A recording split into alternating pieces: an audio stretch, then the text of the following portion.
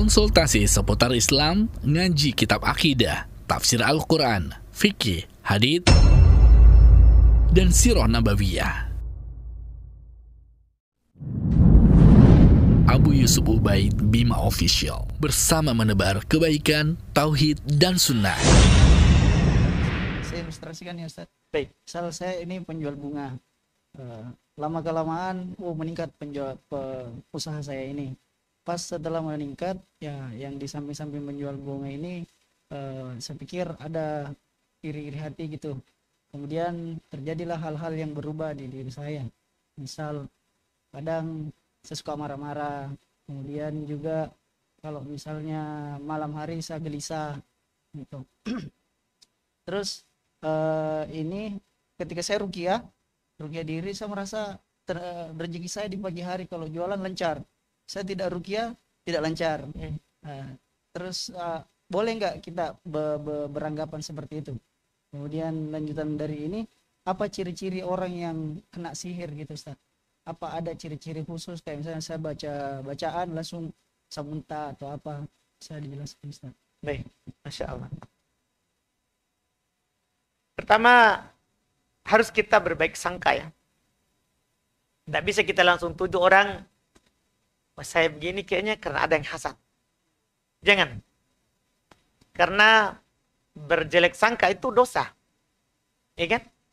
Kata Allah Subhanahu wa taala, ijtanibu katsirum minad dhon fa inna ba'dad dhonni itsmun. Jauhi kebanyakan dari bersangka. Karena sebagian persangkaan itu dosa. Jadi kita tetap berbaik sangka. Jangan selalu ada yang menimpa kita, wah ada yang hasad. Walaupun itu nyata, maka itu dosanya. Dosanya. Dan kita jaga diri kita supaya tidak kena hasad. Tidak kena hasad. Kan ada bacaan-bacaan yang bisa kita terhindar dari hasad.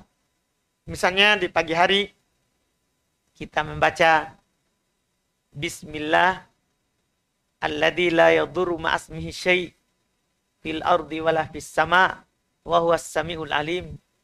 Dengan nama Allah yang tidak ada bisa membahayakan bersama namanya sedikit pun di langit ataupun di bumi. Allah Subhanahu wa taala Maha mendengar lagi Maha mengetahui. Kita baca di pagi hari. Demikian pula di sore hari kita baca. Kalau kita baca di pagi hari sampai sore tidak ada yang bisa membahayakan. Hasadnya orang hasad tidak bisa. Di sore hari kita masuk baca juga. Jadi dengan itu nanti apapun yang terjadi kan kita tidak curiga. Itu untuk menghilangkan apa? Persangkaan buruk. Sehingga kalau ada menimpa kita, takdir dari Allah. Kan kita sudah menjaga diri kita. Demikian pula kalau kita masuk di suatu tempat, datang, kita baca. A'udzu bikalimatillahi tammat min syarri ma khalaq. Saya berlindung kepada Allah dengan kalimat-kalimat yang sempurna dari seluruh kejelekan yang dicipta. Siapa yang membaca ini, tidak ada yang bisa membahayakannya sampai dia irtahil, sampai dia pergi. Nah, dengan membaca ini pula, itu tadi, kita sudah menjaga diri, terus kalau qadarullah ada menimpa, kita tidak langsung berjelek sangka, karena berjelek sangka itu apa? Dosa, itu masalahnya. Dengan ini, kita menjaga itu. Itu yang harus pertama. Dan memang jelek sangka, hasad itu nyata. Kata Nabi SAW, al-ainu haqqun. Ain itu hak. Artinya, kalau ada sesuatu yang berubah dari diri kita, dan karena hasad, betul. Karena penyakit ain itu ada sesuatu yang terjadi karena orang melihat dengan lihat hasad, itu hak. Benar adanya. Benar adanya. Dan obatnya cuma 2. Kalau kita kena ain, kena hasad. Pertama ruqyah, kan Nabi katakan, la ruqyah illa min ain au humma. Tidak ada ruqyah kecuali dari hasil dari penyakit ain. Karena hasad orang. Kita ditimpa penyakit. Atau dari penyakit panas. Jadi obatnya ruqyah. Yang kedua, obatnya juga adalah orang yang hasad itu dia mencuci tangannya di air, kemudian kita pakai mandi. Tapi ini enggak. Pasti orang enggak tahu, enggak mau. Dan orang juga pasti akan mengatakan, hai, natudu kak. Yang ini agak sulit. Tapi kalau orangnya mau, itu harus dia lakukan. Itu yang harus dia lakukan. Atau boleh juga kita secara umum saja. Yang keluar dari klinik misalnya, yang keluar dari klinik cuci tangannya secara umum. Kita enggak tuduh seorang. Dan misalnya kalau ada yang kita curigai, maka kita simpan di bawah. Yang keluar dari klinik, cuci tangan di situ. Semuanya, tanpa terkecuali. Biasa kita lihat di Arab, jadi yang keluar dari masjid, semua cuci tangan di sini. Yang keluar dari masjid. Itu kan orang tidak curiga. Semua orang, insya Allah dia mau. Karena tidak dituduh. Tidak dituduh melakukannya. Itu cara. Kemudian dia mandi pakai air tersebut. Itu diantara apa? Obatnya. Diantara obatnya. Kemudian yang ketiga, terkait dengan, kalau saya ruqyah bagus rezeki. Kalau tidak ruqyah tidak bagus. Tidak ada hubungannya rezeki sama ruqyah. Antara sebab akibatnya tidak ada hubungannya. Tidak ada hubungannya. Bahaya kalau kita meyakini seperti itu. Bahaya. Kenapa? Karena nanti akan mengantarkan kepada kesyirikan. Kenapa? Karena kalau begitu, pasti kita akan membaca ruqyah dengan niat supaya dapat rezeki. Ya kan? Jadi lain lagi jadinya. Niatnya apa? Berubah. Kalau begini kita berbicara tentang wasilah. Pengantar kepada kesyirikan, tidak boleh.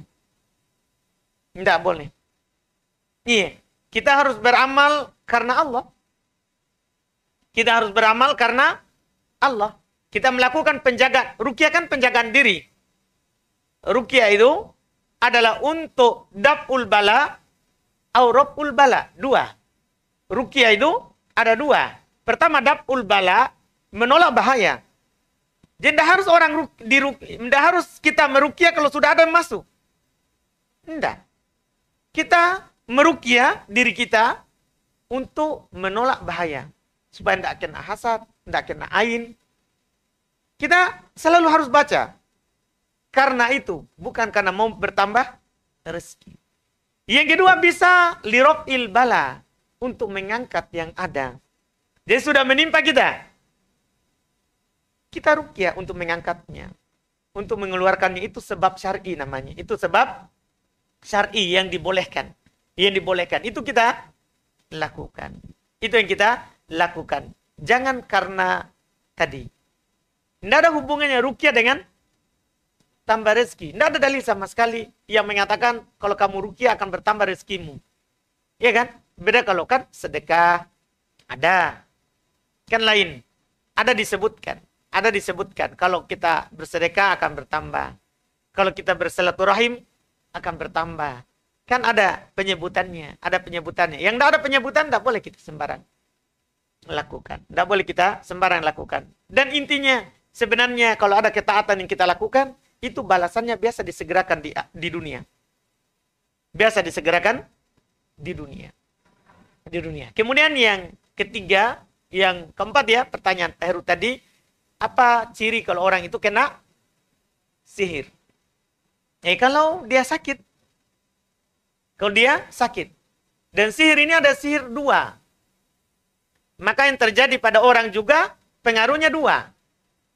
Ada sihir dengan menggunakan jin, pakai mantra-mantra yang diajarkan oleh jin, maka hasilnya akan kerasukan.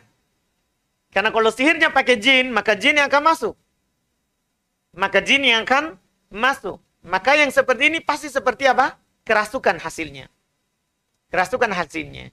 Maka bisa obatnya ruqyah. Obatnya adalah apa? Ruqyah. Dengan membacakan ayat-ayat atau hadits yang isinya apa? Ruqyah. Yang isinya ruqyah. Itu obatnya. Dan tidak boleh diangkat dengan sihir. Haram. Sihir tidak boleh diangkat dengan sihir. Artinya karena kita disihir oleh si sana, kita pergi ke penyihir yang lebih kuat. Tidak boleh. Tidak boleh sihir diobati dengan apa? Sihir. Diharamkan. Karena kita malah akan menghambakan lagi diri kita kepada siapa? Setan yang lebih kuat. Tidak boleh. Harus kita tempuh apa? Cara syar'i dengan meruqyah atau diruqyah. Meruqyah diri sendiri atau diruqyah oleh orang lain. Dan yang paling utamanya ruqyah diri sendiri. Karena ada keutamaan. Ya, orang yang tidak meminta untuk diruqyah itu akan masuk surga tanpa adab, tanpa hisab. Di antara sebabnya. Di antara sebabnya sebagaimana dalam hadis Ibnu Abbas ketika Nabi SAW menyebutkan orang yang masuk surga tanpa adab, tanpa hisab, apa di antaranya ciri mereka? Humul ladina la yastarkun. Mereka adalah orang-orang yang tidak minta diruqyah. Mereka adalah orang-orang yang tidak minta diruqyah. Jadi ini jenis sihir pertama. Pengaruhnya seperti itu. Sihir yang kedua, kata para ulama, menggunakan akokir. Menggunakan ramuan. Apa istilahnya? Menggunakan ramuan. Cocok. Apa? Ramuan. Ramuan ya? Iya kan? Menggunakan apa? Ramuan. Ada ramuan yang dia celupkan, dia suruh minum. Ya, dia suruh makan. Sehingga menghasilkan apa? Perubahan dalam jasadnya. Sama obatnya juga ruqyah. Seperti yang Pak Heru tadi, ciri-cirinya dia akan muntahkan. Dia akan muntahkan. Tukang sihir itu memang dua ini modelnya. Ada pakai jin, ada pakai ramuan. Dua-duanya kalau ada yang melakukannya dibunuh oleh pemerintah. Satu dibunuh karena murtad. Pakai jin kan murtad hukumnya. Karena ada penghambaan. Tukang sihir itu ada penghambaan kepada jin kalau pakai jin. Kafir murtad hukumnya. Kalau dia muslim asal sebelumnya. Demikian pula kalau yang sihirnya pakai obat-obat. Dia tidak murtad. Tapi dalam hukum Islam juga dibunuh oleh pemerintah. Kenapa? Kan dia melakukan ifsad fil ard. Melakukan perbuatan kerusakan di atas permukaan bumi. Sama hukumnya. Ciri-cirinya sama. Ya, cuma bedanya pengaruhnya. Itu dulu yang kita perlu perhatikan. Kalau pengaruhnya pakai jin kerasukan, pengaruhnya pakai ramuan, obat-obatan yang dia gunakan, maka pengaruhnya juga akan sakit dan seperti itu muntah-muntah kalau di ruqyah. Karena dikeluarkan ini apanya? Makanan yang pernah dia makan. Itu wallahualam ciri-ciri dan tanda-tandanya. Dan jalan obatnya cuman ruqyah. Wallahualam. Karena tidak bisa oleh kesehatan. Dia tidak bisa ditemukan oleh medis. Jangan lupa subscribe, like, dan share.